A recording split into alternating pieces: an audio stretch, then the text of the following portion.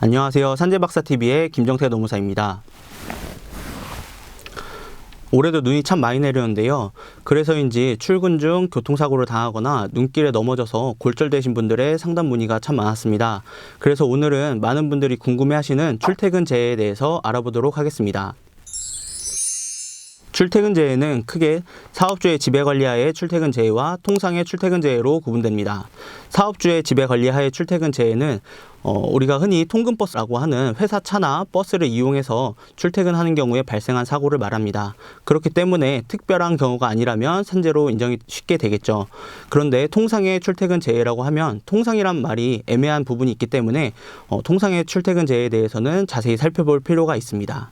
통상의 출퇴근재해라고 하면 일반적으로 대중교통이나 자가용, 도보 등을 이용해서 출퇴근하는 중에 발생하는 사고를 말하는데요.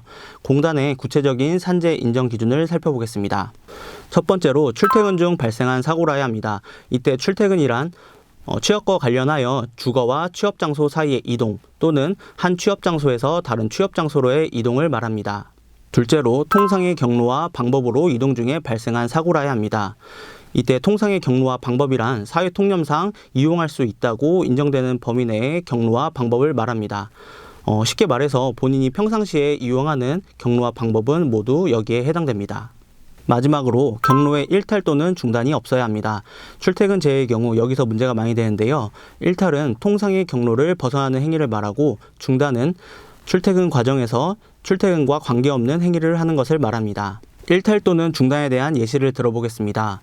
퇴근 후 친구를 만나기 위해 퇴근길이 아닌 약속 장소로 이동하다가 발생한 재해는 일탈에 해당합니다. 그리고 퇴근길에 친구를 만나 음식점에서 식사를 하고 귀가하던 중에 발생한 재해는 중단에 해당합니다. 그렇기 때문에 이러한 경우에는 산재로 인정받기 어렵습니다.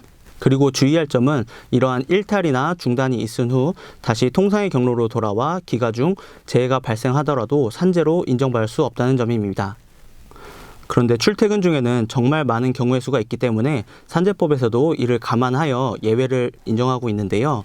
큰 틀에서 보면은 재해자의 행위가 일상생활에 필요한 행위였는지 여부를 중심으로 판단하고 있습니다. 사례 몇 개 살펴보겠습니다. 퇴근길에 생필품을 구매하기 위해 마트에 들러 장을 보고 귀가하던 사례에서는 예외로 산재가 인정되었는데요.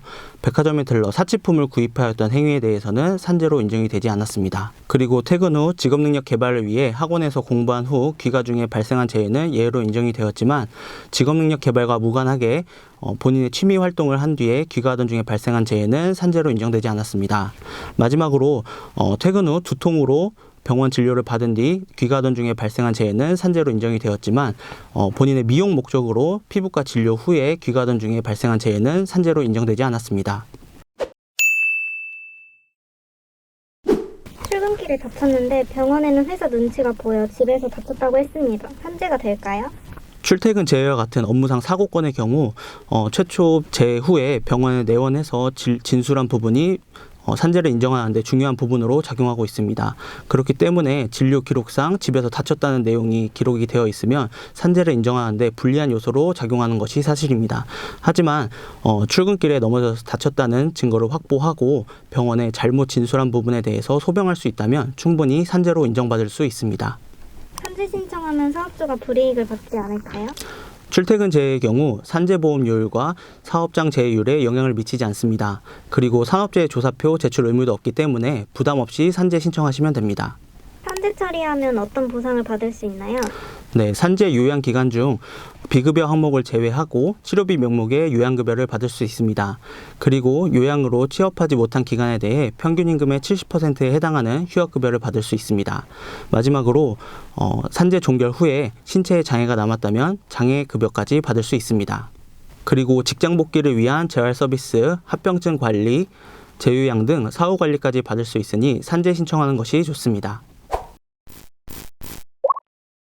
이상으로 출퇴근제에 대한 기본적인 내용을 알아보았는데요. 사실 출퇴근 중에 발생할 수 있는 상황은 매우 다양하고 공단에서도 예외적으로 인정하지 않는 경우가 많기 때문에 법률적인 검토를 요하는 경우가 매우 많습니다.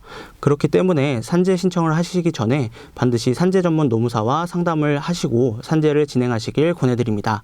감사합니다.